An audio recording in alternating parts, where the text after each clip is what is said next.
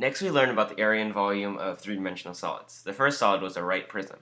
A right prism is a solid that has two parallel and congruent bases that are connected by lateral faces.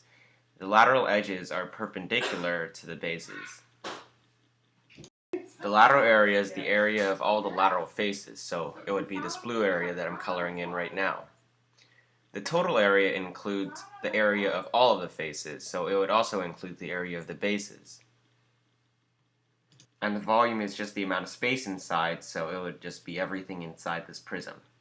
The lateral area of a right prism is perimeter of the base times height. The total area is 2 times the area of the base plus perimeter times height, and the volume is the area of the base times height. The volume formula also works on oblique prisms. Oblique prisms are prisms where the lateral edges are not perpendicular to both the bases. Next, we had right cylinders. So a cylinder is basically just a prism that has circle bases, so the lateral surface is curved. And cylinders have an axis, which is a segment that connects the centers of the two circles. In a right cylinder, the axis is perpendicular to both of the bases. The lateral area of a right cylinder is 2 pi rh. The total area is 2 pi r squared plus 2 pi rh, where r is the radius and h is the height, and the volume is pi r squared times h. And again, the volume formula also works on oblique cylinders. Oblique cylinders have an axis that is not perpendicular to both the bases, so instead the axis would be slanted like this.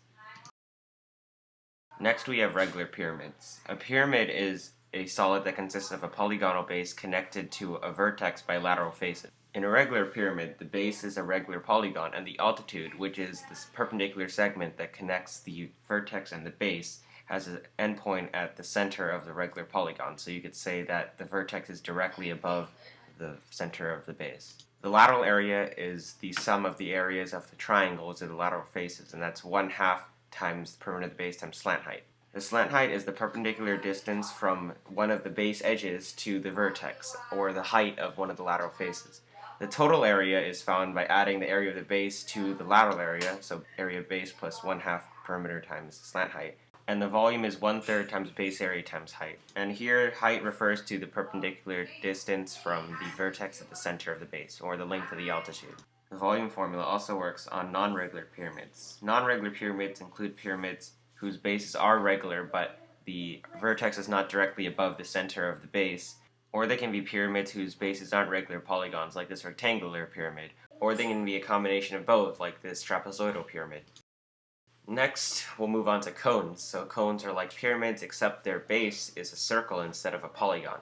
A right cone is a special kind of cone where the axis, or the segment that connects the vertex and the center of the circle, is also the altitude, which means that it's perpendicular to the circle. The lateral area of a cone is pi times r times l, where r is the radius and l is the slant height, like in the pyramid formula. The slant height is the distance from the circle edge to the vertex, the perpendicular distance, and oftentimes in problems we'll have to use the Pythagorean theorem in order to find out the slant height. So you would have to use the height and the radius in order to form a right triangle.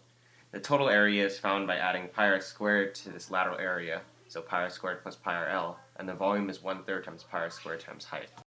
Once again, the volume formula also works in oblique cones. So oblique cones are cones where the axis is not perpendicular to the base, so the axis is not an altitude. So for example, here on this oblique cone, the segment that connects the vertex and the center of circle is not also perpendicular to the circle. Next we have spheres. Spheres are just balls, and the surface area of a sphere is 4 pi r squared. The volume of a sphere is 4/3 pi r cubed.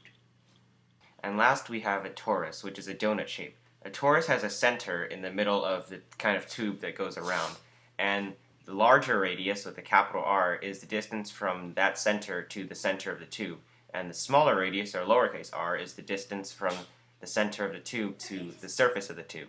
The total area of a torus is 4 pi squared capital R lowercase r, and the volume of a torus is 2 pi squared capital R times lowercase r squared. And yeah, I forgot to mention that half of a sphere is called a hemisphere, and if you want to find the surface area of that, then you would have to divide the surface area by 2 and add the area of the circle underneath. And now I need to go study.